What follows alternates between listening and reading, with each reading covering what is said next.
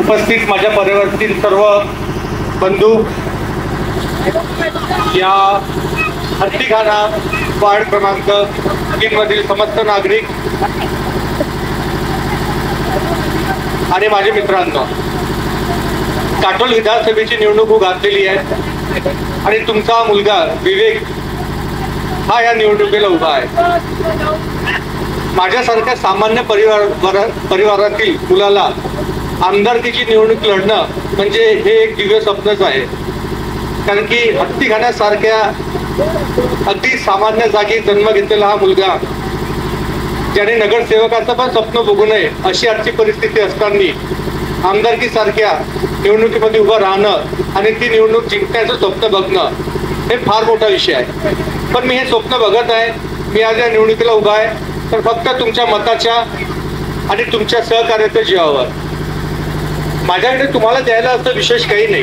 कारण की आज जेव्हा निवडणुका लागल्यात तर जितके पण श्रीमंत उमेदवार या निवडणुकीला उभे आहेत त्यांनी साड्यांच्या वाटप सुरू केला, घरोघरी गेलेत, कार्यक्रम घेतल्यात, बायांना हाताशीन घेतलं आणि साडी वाटपाचा कार्यक्रम सुरू केला.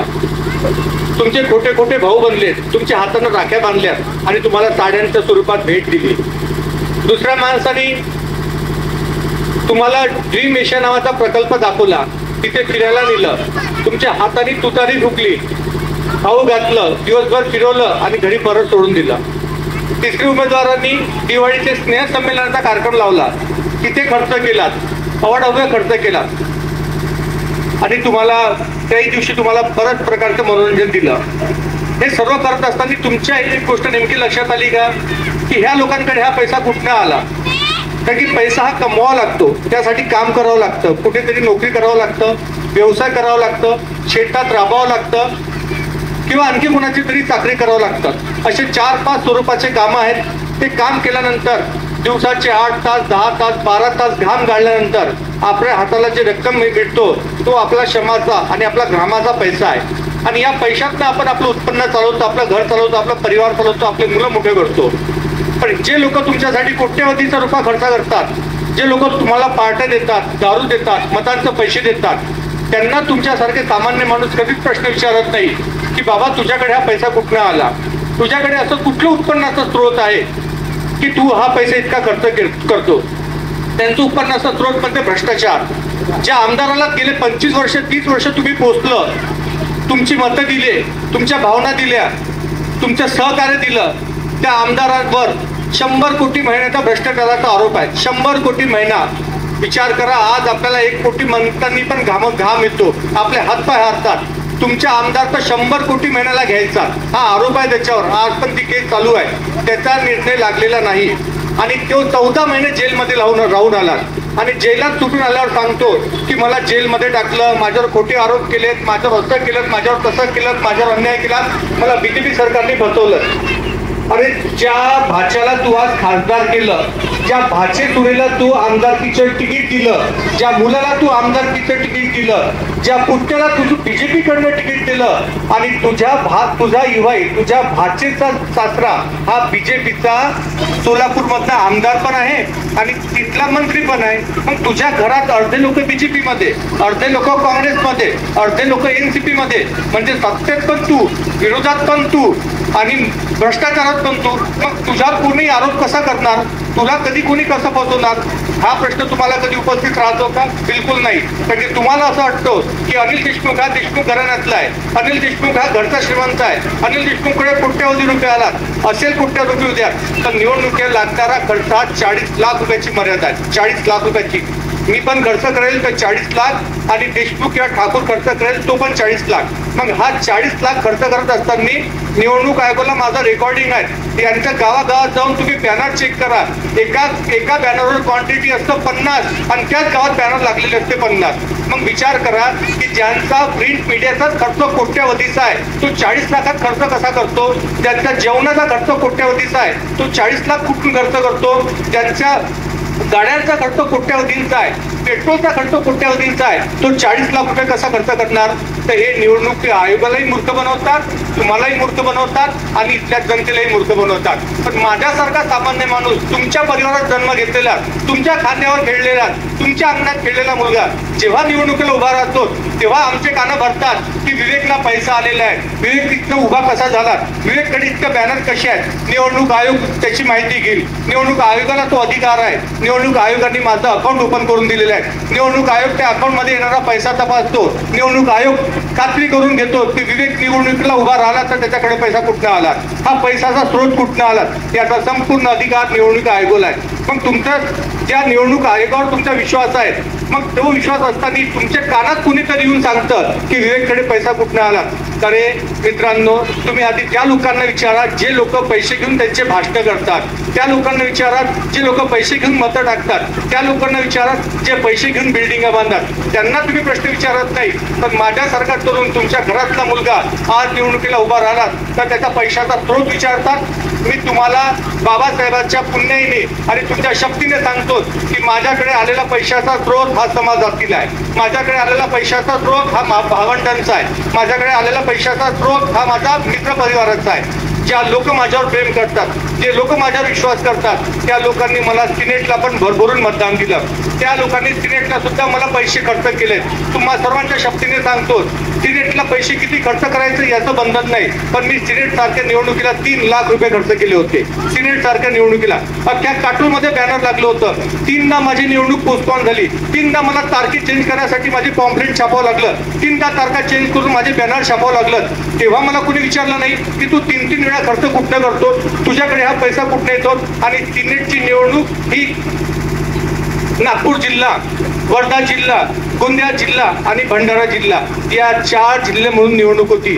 या 4 जिल्ह्यामधून 5 तुम्ही खासदार निवडून देता. 3दा तारखा चेंज करून माझे बॅनर छापावं लागलं. तेव्हा मला कोणी विचारलं नाही की तू 3-3 वेळा खर्च कुठनं करतो, तुझ्याकडे हा पैसा कुठनं येतो. आणि सिनेटची निवडणूक ही नागपूर जिल्हा, वर्धा जिल्हा, गोंदिया जिल्हा आणि भंडारा जिल्हा या 4 जिल्हे म्हणून निवडणूक होती. या 4 जिल्ह्यामधून 5 तुम्ही खासदार निवडून देतात. 5 खासदार निवडून देतात. तिथे मी एकटा उभा होतो निवडणुकीला. विचार करा मला किती खर्च आला असेल. तेव्हा मला प्रश्न नाही विचारला, पण माझ्याच बाजूला बसलेला, माझ्याच ताटात जेवलेला, माझ्यावर ज्या अविश्वास दाखवतो. का अविश्वास दाखवतो?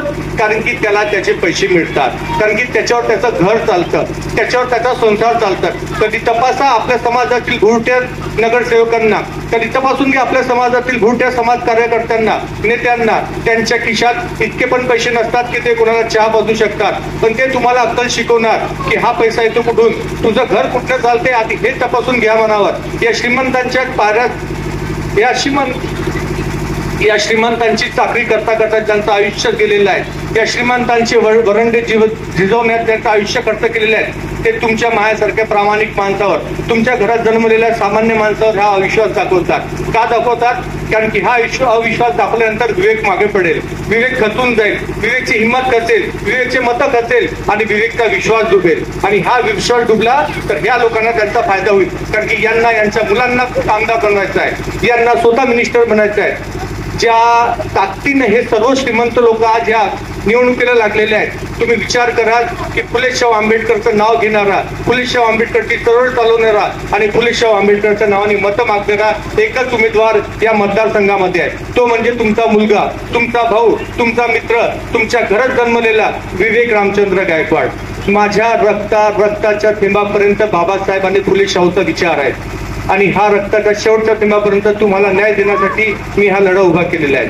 आमदारकी मिळवून हा माझं कधी टार्गेटच नव्हतं. मी आज आमदारकीला उभा झालो हे जिंकण्या किंवा हरण्यासाठी नाही, तर आपली ही लढाई जगण्यासाठी आहे. मित्र, मुस्लिम परिवाराला सांगतो की तुमच्या जागोजागी मॉब लिंचिंग होतं. तुम्ही आता संविधान लोकशाहीच्या नावावर आणि मुस्लिमांच्या नावावर तुम्ही भरभरून काँग्रेसला मतं दिलं. तुम्ही कधी विचार करा की जेव्हा तुमची मॉब लिंचिंग झाली, जेव्हा तुमच्यावर अविश्वास झाला, जेव्हा तुमच्यावर जातीय अन्याय झाले, जेव्हा तुमचे मस्जिदीवरचे भोंगे उतरवले, तेव्हा काँग्रेस कुठे होती? तेव्हा काँग्रेसने कधी तुम्हाला सहकार्य केलं? मला काँग्रेसचा एक आमदार दाखवा, मला काँग्रेसचा एक खासदार दाखवा की ज्यांनी लोकांनी भोंगे उतरवण्यासंदर्भात तुमचा पक्षकार केला असेल, जेव्हा तुमच्या भोंग्यांची माहिती दिली तेव्हा काँग्रेसने म्हटलं असेल की भोंगे उतरवणं चुकीचं आहे. कधी आणि काँग्रेसने प्रश्न केला की मस्जिदीचे भोंगे उतरवण्याआधी या देशात जितके पण अनधिकृत मंदिर आहेत त्यांचे आधी भोंगे उतरवा, त्यांचा आधी तपास करा, नंतर मस्जिदीला हात लावा. पण ही हिंमत, ही ताकद ही काँग्रेसींच्या रक्तात नाहीये. काँग्रेसांचं रक्त हे संघीवादाचं रक्त आहे. काँग्रेसांचं रक्त हे मनुवादाचं रक्त आहे. काँग्रेसच्या अंगात तेच रक्त आहे जे बीजेपीच्या अंगात रक्त आहे. म्हणून दोघे पण हे सख्खे भाऊ आहेत. एक साप नाथ आहे तर दुसरा नाक नाथ आहे. हे दोघे पण तुम्ही घरात पोहोचलेले नाग आहेत. जो तुमचं शोषण करतो, जो तुमचं डसतो आणि तुम्हाला विष प्राशन करतो, या लोकांच्या नादी लागू नका. तुम्हाला स्वतःचा हक्क, अधिकार आणि न्याय समजून घ्यावा लागणार. जो हक्क, अधिकार आणि न्याय इथल्या लोकशाहीने तुम्हाला दिलेला आहे, इथल्या संविधानाने दिलेला आहे, ते न्याय आणि अधिकार तुम्हाला संविधानाने सहज दिले नाहीत. ते झगडून मिळालेत, फाईट करून मिळालेत आणि या न्याय व्यवस्थेने मात्र तुम्हाला गुलाम करून ठेवलेले आहेत. बाबासाहेब बोलून गेलेले होते तुम्हा आम्हा सर्वांना की जा आणि आपल्या घरांच्या भिंतीवर लिहून ठेवा की तुम्हाला या शासनकर्ती जमात बनायची आहे, तुम्हाला या देशाची शासनकर्ती जमात बनायची आहे. म्हणजे तुम्हाला बाबासाहेबांना सत्तेत बघायचं होतं, वर्चस्व तुमच्या हातात द्यायचं होतं, सर्व पद तुमच्या हातात द्यायचं होतं. पण तुम्ही काय केले? तुम्ही म्हटलं की या पाटलांनो, या श्रीमंतांनो, या निजामी मराठ्यांनो, या इथल्या मालगुजारांनो, आम्ही तुम्हाला आमची मदत देऊ, आम्ही तुम्हाला आमचा स्वाभिमान देऊ, तुम्हाला श्रीमंत करू, तुम्हाला सत्तेत पाठवू आणि आम्ही मात्र तुमचे गुलाम बनू. मला सांगा मित्र हो, कुठल्या नगरसेवकाच्या घरी तुम्ही जाऊन स्वाभिमानाने म्हणता की माझं हे काम आहे? कुठल्या आमदारकडे जाऊन स्वाभिमानाने म्हणता की माझं हे काम आहे? तुम्ही जाता त्याच्याकडे पावती घोक घेऊन, तुम्ही जाता त्याच्याकडे शब्द घेऊन, पण तो कधी तुमचा शब्द पाळत नाही. तो फक्त तुमच्या पावतीचं समाधान करतो, कारण की त्या पावतीतून तुम्हाला पैसे मिळतात आणि त्या पैशातून त्याला मतं मिळतात. हा मताचा धंदा आहे. ज्या प्रकारे तुम्ही दिवसभर रोजगार करून तुम्ही पैसे कमवता तो त्याचा धंदा आहे. राजकारण यांच्या घरात असलेला धंदा आहे. धंदा नसता तर बापाने पुराला पुढे केलं नसतं. तुमच्या आई वडिलांनी बापाला मोठं केलं, तुम्ही आता पोराला मोठं कराल. उद्या तुमचा मुलगा जन्माला येईल, तुमची मुलगी जन्माला येईल, ती अनिल देशमुखाच्या नातवाला मतदान करेल. कधीपर्यंत ही तुम्ही लोकशाहीच्या नावाने आणि संविधानाच्या नावाने हे घराणेशाही चालवणार आहे. आज घराघरात राजकारणी जन्मालेला आहे, घराघरात राज्यकर्ता जन्मालेला आहे. मग हा राज्यकर्ता, हा शिवाजी महाराज, हा बाबासाहेब आंबेडकर, हा फुले, हा मोहम्मद पैगंबरांचा, हा अण्णाभाऊ साठेंचा माणूस तुमच्या घरात का जन्म घेत नाही? तुमच्या घरात का पुढारी होत नाही? तुमच्या घरात का नेता होत नाही? हा प्रश्न मात्र तुम्हाला पडत नाही. तुम्हाला पडलेला प्रश्न इतकाच असतो की आज दिवसभर कमवल्यानंतर माझ्या घरी अन्न मिळेल का? माझ्या पोटात अन्न जाईल का? माझे सुखात जाईल का? ही तुमची बनवत तुम्हाला थांबवायची असेल तर तुम्हाला स्वाभिमानाने तुमचं मतदान करावं लागेल, तुम्हाला अभिमानाने तुमचं मतदान करावं लागेल आणि तुम्हाला तुमच्यातला नेता पैदा करावा लागेल. बिरसा मुंडांची आत्ता जयंती झाली 15 तारखेला. बिरसा मुंडा बोलून गेले होते की तुम्हाला तुमच्या घरात एक नेता पैदा करायचा नाहीये, तुम्हाला तुमच्या घरात प्रत्येक घरात एक नेता पैदा करायचा आहे. कारण की ज्या वेळेस इथली धनशक्ती तुम्हाला विकत घ्यायला येईल तो विचार करेल की कुठल्या नेत्याला विकत घ्यायचं, कुठल्या नेत्याला फोडायचं आणि या विचारात तो संपून जाईल तर नेते तुमचे संपणार नाही. म्हणून तुम्हाला प्रत्येक घरात, प्रत्येक दारात तुम्हाला तुमचा नेता, तुमचा स्वाभिमान, तुमचं स्वातंत्र्य आणि तुमच्या न्याय हक्काची लढाई करायची आहे. मी मुस्लिम मित्रांना सांगतो की तुम्ही रोजगारासाठी आजकाल छोटे छोटे दुकानं करून बसलेले आहेत. तुमच्या आमदार तुम्हाला सांगतो की मी पार्कर कंपनी आणली, मी सोलार कंपनी आणली. तुम्हाला सर्वांना सांगतो की सोलार कंपनीमध्ये एकही मुस्लिम कर्मचारी नाही आहे. ज्या कंपनी आमदारांनी आणली त्या कंपनीमध्ये जर मुस्लिम कर्मचारी नसेल तर याच्या मागचे दोनच कारण असू शकते. एक तर तुमच्या आमदाराला मुस्लिम विरोध आहे, तुमच्या आमदाराला तिथे मुस्लिम एम्प्लॉई पाहिजे नाही. का? कारण की सोलार कंपनीमध्ये एक्सक्लुझिव्ह बनतं आणि त्याला कुठेतरी असं वाटत असेल की मुस्लिम ही कम्युनिटी ही आतंकवादी आहे. मुस्लिम कम्युनिटी या खोट्या आमदाराला तुम्ही मतदान कराल का? जो आमदार तुम्हाला नोकरी मिळवून देऊ शकत नाही, जो आमदार तुमचा हिस्सा देऊ शकत नाही, जो आमदार तुमच्या मोहम्मद पैगंबराची इज्जत करू शकत नाही, त्या लोकांना मतदान करून तुमचं मत वाया जाणार आहे. मत वाया जाणं म्हणजे निवडून येणारा आमदार नाहीये. मत वाया तेव्हा जातं जेव्हा तुम्ही निवडून दिलेला आमदार तुमच्यावर विश्वास दाखवतो, तुम्ही निवडून दिलेला उमेदवार तुमच्यावर प्रश्नचिन्ह उपस्थित करतो, तुम्ही निवडून दिलेला उमेदवार तुम्हाला तुमच्या मताची किंमत देतो, तेव्हा तुमच्या मताचा खऱ्या अर्थाने अपमान होतो. तुम्हाला तुमच्या मताचा अपमान करून घ्यायचा नसेल, तुम्हाला तुमचं मत स्वाभिमानाने द्यायचं असेल तर तुम्हाला तुमचं मत वंचित बहुजन आघाडीला द्यावं लागेल. तुम्हाला तुमचं मत सिलेंडर या चिन्हाला द्यावं लागेल. तुम्हाला तुमचं मत विवेक गायकवाड सारख्या तुमच्या घरात जन्मलेल्या तुमच्या मुलाला द्यावं लागणार. अरे खूप दिले मत तुम्ही चोराला, खूप मत दिले चोराला. एकदा देऊन बघा तुमच्या या पोराला, बघा कसा चमत्कार घडतो. तर तुम्हाला तुमचा नेता आज मिळालेला नसेल तर तुम्ही परत घरी जा, विचार करा आणि सांगा की आम्ही यानंतर इथनं विवेकला मतदान करणार, विवेकची साथ देणार आणि विवेकचे हात बळकट करणार. इथनं जेव्हापर्यंत राहुल देशमुख अनिल देशमुखच्या सोबत होते, अनिल देशमुखसाठी मदत मागितले तर अनिल देशमुखने निवडून आणल्यावर म्हटलं की मला राहुल भाऊंच्यामुळे मी निवडून आलो, तुमच्याचमुळे मी सत्तेत गेलो, तुमच्याचमुळे मी आमदार झालो. आणि आज जेव्हा राहुल देशमुखांना वाटलं की अनिल देशमुख घराणेशाही चालवतात, आम्ही अनिल देशमुखच्या सत्रांच्या उचलायचं का, आमच्या कार्यकर्त्यांनी फक्त त्यांच्या मालगुजारांच्या चपल्या उचलायचा का, म्हणून त्यांनी स्वाभिमानाने फॉर्म भरला. त्यांनी स्वाभिमानाने आज निवडणुकीला पुढे गेलेत तर त्यांच्या नावाचे व्हिडिओ तयार झालेत. त्यांना बीजेपीची बी टीम बनवलं. त्यांना सांगण्यात आलं की यांना कुठनं तरी पैसा झाला. जिचकारांना सांगण्यात आलं की जिचकारांच्या दारूच्या कंपनीवर बीजेपीने छापा टाकला होता म्हणून जिचकाराला उभं केलं. म्हणजे सर्वच लोकांनी काँग्रेसचेच उमेदवार फक्त काँग्रेसने उभे केले, मात्र काँग्रेसला पाडण्यासाठी सर्व उमेदवार बीजेपीने उभे केले. हा अपप्रचार ते प्रत्येक गावात करतात, प्रत्येक जागी करतात आणि सांगतात की आम्ही दुसऱ्या तांदळाचे आहे. आम्ही मान्य करतो की तुम्ही दुसऱ्या तांदळाचे आहे, तर मला सांगा की तुमच्या शेजारी रामटेक आहे, रामटेकमध्ये तोक्सेला कोणी उभं केलं, रामटेकमध्ये मुळकाला कोणी उभं केलं. मग जेव्हा तुम्ही महाविकास आघाडीचा घटक आहे, जेव्हा तुम्ही शिवसेनेची तुमची मैत्री आहे, मग शिवसेना आणि महाविकास आघाडीने अधिकृत उमेदवार रामटेकमध्ये दिला असताना तुम्ही तुमच्या काँग्रेसची फितूर का केला? हीच गोष्ट तुम्ही इथे का केली? तुम्ही बच्चू कडू काटोलमध्ये आमदाराला अनिल देशमुखला समर्थन देतो, मात्र तो आर्वीमध्ये त्याचा उमेदवार उभा करतो का? कारण की तो उमेदवार हा तेली समाजाचा आहे. तेली समाजाचं 70% 80% मतदान बीजेपीला जातं. म्हणजे त्याला तिथं बीजेपीचे मतदान काढायचं आहे आणि स्वतःच्या भाषेला निवडून द्यायचं आहे. आज विवेक गायकवाडला फंडिंग नाही आलं, फंडिंग गेलं मुळूकला, फंडिंग गेलं बेलखेडेला, फंडिंग गेलं अशा असंख्य उमेदवाराला ज्यांना तिथे स्वतःचा भाचा, स्वतःची भाचे सून, स्वतःचा पुतण्या किंवा स्वतःचा मुलगा उभा केलेला आहे, त्यांना निवडून आणायचं आहे. तिथे त्यांनी फंडिंग केली. आमच्यासारख्या सामान्य माणसाला कोणी फंडिंग करत नाही, आमच्यासारख्या माणसाला कोणी उभं करत नाही. आपल्यासारख्या सामान्याच्या माणसाच्या पाठीमागे राहतो तो फक्त समाज आणि आपल्या पाठीमागे राहतो फुले आंबेडकरांचा विश्वास. आणि हा विश्वासला मी तडा जाऊ देणार नाही हे तुम्हाला आश्वासित करतो. मी निवडणुकीला उभं राहिलो आणि ह्या प्रस्थापितांच्या विरोधात, ह्या धनाढ्य कंपनीच्या विरोधात तर सहज राहिलोच नाही. मी विचार केला ज्या प्रकारे तुमचा माजी नगराध्यक्ष सांगतो त्या काटोल नगरीचा मी विकास केलेला आहे. कधी त्यांना विचारलं की जेव्हा तुम्ही काटोलमध्ये आले होते तेव्हा तुमचा कारभार काय होता, तेव्हा तुमचा व्यवसाय काय होता, आज तुमच्या बिल्डिंगा कुठे उभ्या झाल्यात, आज अख्ख्या काटोलमध्ये अर्धी प्रॉपर्टी तुमच्याकडे कुठनं आली, तुमची भाऊसून निवडणुकीला उभी राहते, 600 कोटीची प्रॉपर्टी ती अधिकृतरित्या सांगतं निवडणूक आयोगाला, हा पैसा कुठनं आला? हा प्रश्न तुम्हाला येत नाही.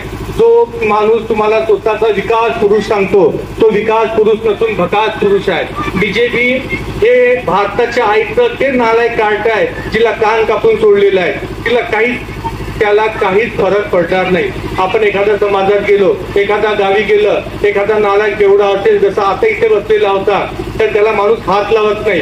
का लावत नाही? कारण की सर्व विचार करतात या नालायक व्यक्ती आहे, याला हात लावला तर आपली अब्रू जाईल, आपली इज्जत जाईल, आपला पैसा जाईल, म्हणून त्याला तसं सोडून देतात. त्या स्वरूपाचं नालायक कार्ट हे बीजेपीचं आहे आणि त्याचा मोठा भाऊ म्हणजे काँग्रेस, त्याचा चुलत भाऊ म्हणजे शरद पवारनं स्थापन केलेली राष्ट्रवादी. शरद पवार सांगतात की वयाच्या 84व्या वर्षी मला माझ्या पुतण्यानी दगा दिला, माझ्या पुतण्यानी माझ्या पाठीत खंबीर खुपसला. अरे पाठीत खंबीर खुपसणारीचं रक्त तुझ्या अंगात आहे. या महाराष्ट्रात सर्वात आधी पाठीत खंबीर कुणी खुपसला असेल तो शरद पवार साहेब तुम्ही खुपसलेला.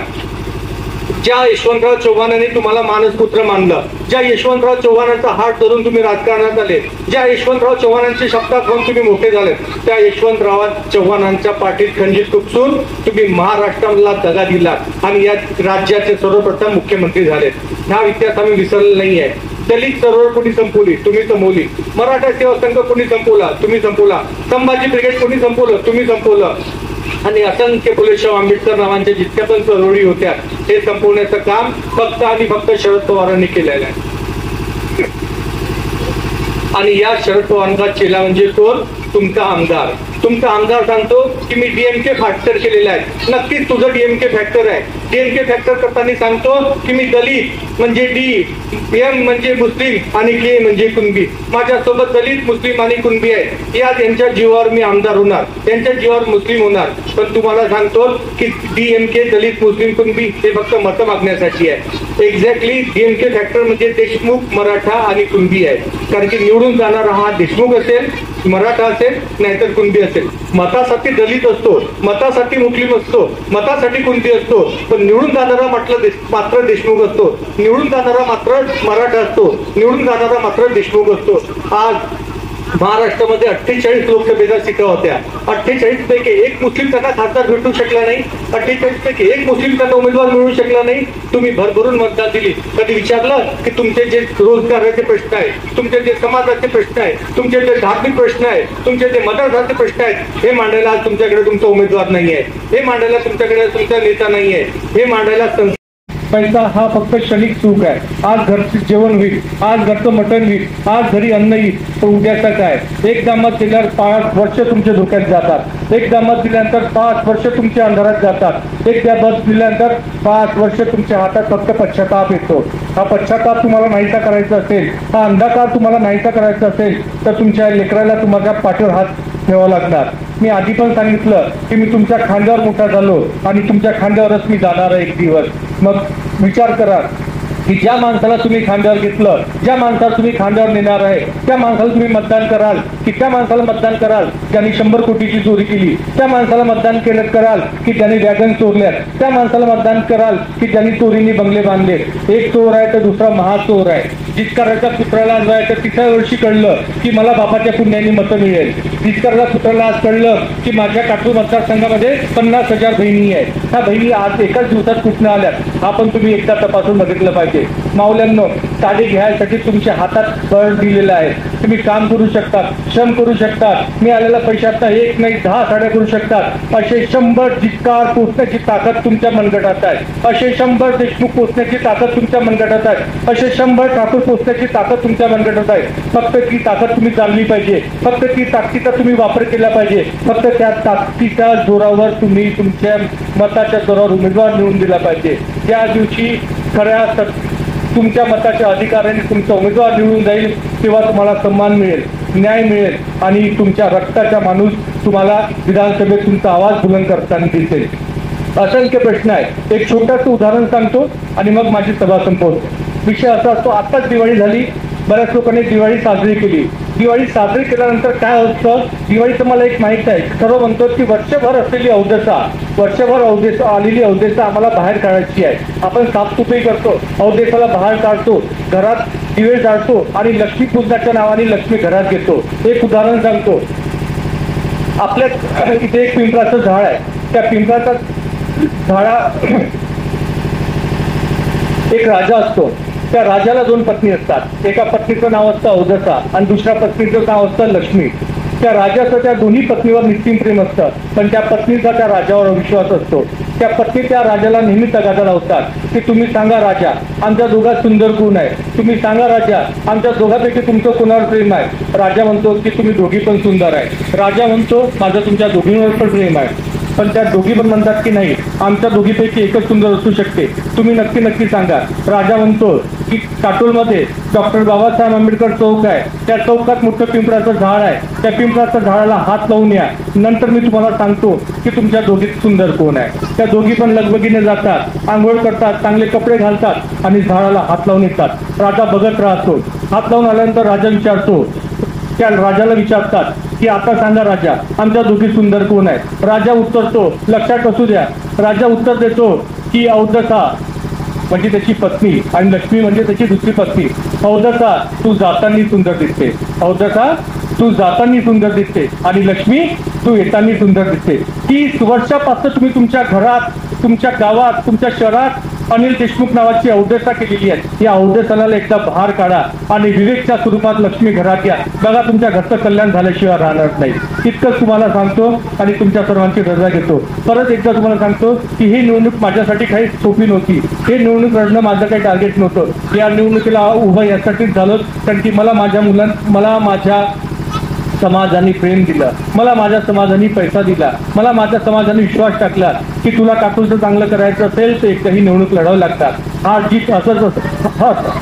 जीत होतच असते, पण माझी ही लढाई हरण्यासाठी किंवा जिंकण्यासाठी नाही आहे, तर माझी ही लढाई जगण्यासाठी आहे. लहान लहान गोष्टीसाठी जे आपण भांडण करतो, लहान लहान गोष्टीसाठी जे आपण फाईट करतो, लहान लहान गोष्टीसाठी आपण जे झगडतो, तो झगडा आपल्याला संपवायचा असेल तर तुम्हाला ही लढाई जिंकावं लागेल. तुमचं आरक्षण धोक्यात आहे. आज धोक्यात धर्म नाही आहे, आज धोक्यात सत्ता नाही आहे, आज धोक्यात कोणाची आमदारकी नाही आहे, आज धोक्यात कोणाची परिवार नाही आहे. आज खऱ्या अर्थाने धोक्यात असेल ते या देशाचं आरक्षण आहे. या देशात वाढलेला जातीवाद आहे. या देशातील तरुणांच्या हाताला न मिळणारा रोजगार आहे. तुम्हाला मुलाला मिळणारं शिक्षण आहे. कालपर्यंत तुमचं शिक्षण फ्री होत होतं, आज तुम्हाला शिक्षणाचा पैसा मोजावा लागतो.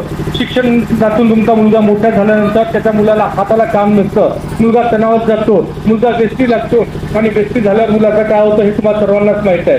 तुम्हाला तुमची पिढी व्यस्ती करायची नसेल, तुम्हाला तुमचा समाज व्यस्ती करायचा नसेल, तुम्हाला तुमच्या पोराच्या रोजगाराला हात द्यायचा असेल तर तुम्हाला तुमच्या घरातला माणूस तुम्हाला आमदार म्हणून निवडून द्यावा लागेल. त्यासाठी सिलेंडर आणि सिलेंडरच हा एकच पर्याय आहे.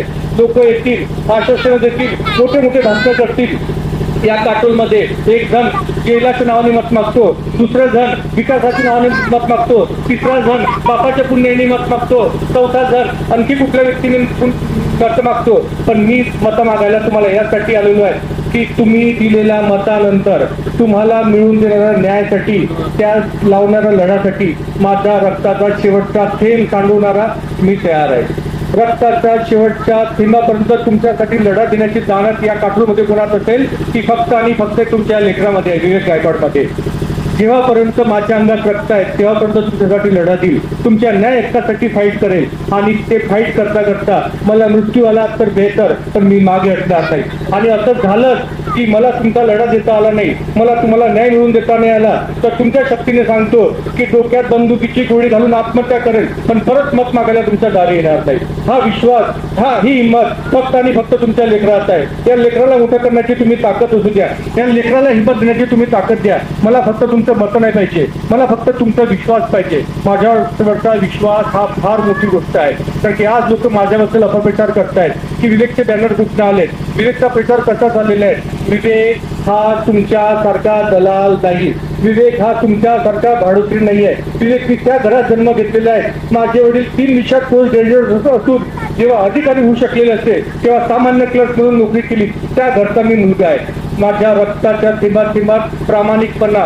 विश्वास आणि इमानदारी भरली गोळी घालून आत्महत्या करेल, पण परत मत मागायला तुमच्या दारी येणार नाही. हा विश्वास, ही हिंमत फक्त आणि फक्त तुमच्या लेकरात आहे. या लेकराला मोठं करण्याची तुम्ही ताकद असू द्या, या लेकराला हिंमत देण्याची तुम्ही ताकद द्या. मला फक्त तुमचं मत नाही पाहिजे, मला फक्त तुमचा विश्वास पाहिजे. माझ्यावरचा विश्वास हा फार मोठी गोष्ट आहे. कारण की आज लोक माझ्याबद्दल अपप्रचार करतायत की विवेकचे बॅनर कुठून आलेत, विवेकचा प्रचार कसा चाललेला आहे. विवेक हा तुमच्यासारखा दलाल नाही, विवेक हा तुमच्यासारखा भाडोत्री नाही आहे. विवेक मी त्या घरात जन्म घेतलेला आहे. माझे वडील 3 विषयात पोस्ट ग्रॅज्युएट असून जेव्हा अधिकारी होऊ शकलेले असते तेव्हा सामान्य क्लर्क म्हणून नोकरी केली, त्या घरचा मी मुलगा आहे. माझ्या रक्ताच्या थेंबात प्रामाणिकपणा, विश्वास आणि इमानदारी भरलेली आहे. मला या बैमानीचा पैसा नको, या कुणाचाच पैसा नको. यांना विचारा की तुमच्याकडे पैसा कुठून आला, तुम्ही घरातले उमेदवार कसे उभे केले. आम्हाला आमच्या मुलावर विश्वास आहे. हा अपप्रचार यासाठी करतो की तुमच्या डोक्यात हा प्रचार जाईल, तुमच्या डोक्यात विवेकबद्दल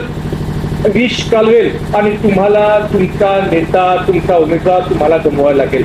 हा प्रश्न कधी हे देशमुखावर नाही करणार, हा प्रश्न कधी मालगुजारावर नाही करणार. कारण की त्यांना वाटतं की यांच्याकडे पैसा आहे, की इतका कोटी रुपये पैसा कुणाचकडे नाही आहे. हा पैसा भ्रष्टाचारातून आलेला आहे, हा पैसा चोरीतून आलेला आहे. आणि हा चोरीचा पैसा म्हणजे तुम्ही जे कर स्वरूपात पैसे देतात, सरकारकडे जे पैसे जमा करतात हे लोक भ्रष्टाचार करून तो पैसा कमवतात. हा तुमच्या घामाचा पैसा आहे, तुमचा मेहनतीचा पैसा आहे. हे लोकांनी घरं भरलेले आहेत, विवेकचे तुमचे घर भरलेले नाही आहेत. माझं घर इथेच आहे. मी सकाळ दुपार संध्याकाळ तुमच्या सानिध्यात राहतो, तुम्ही मला बघतात. मी फक्त हुशार आहे, खूप उच्च शिक्षित आहे, मी निर्व्यसनी आहे म्हणून तुम्हाला मतं मागायला आलो नाही.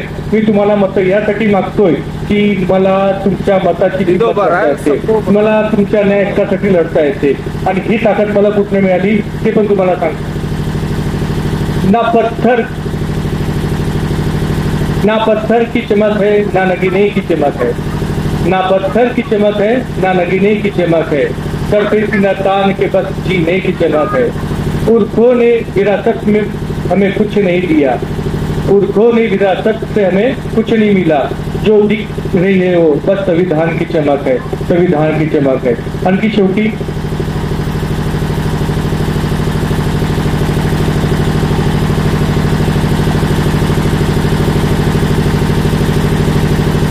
जाता इतकं सांगतो की ज्या लोकांना वाटतं की नंबर 2 चे बटन दाबल्यानंतर निवडून येईल, नंबर 3 चे बटन दाबल्यानंतर निवडून येईल.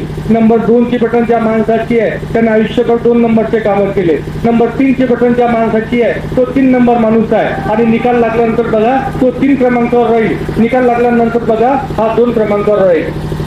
आणि जाता तिथे म्हणतो मुझको ना रोकिए ना ये नजराने दीजिए, मुझको ना रोकिए ना ये नजराने दीजिए. मेरा सफर अलग है बस मुझे जाने दीजिए.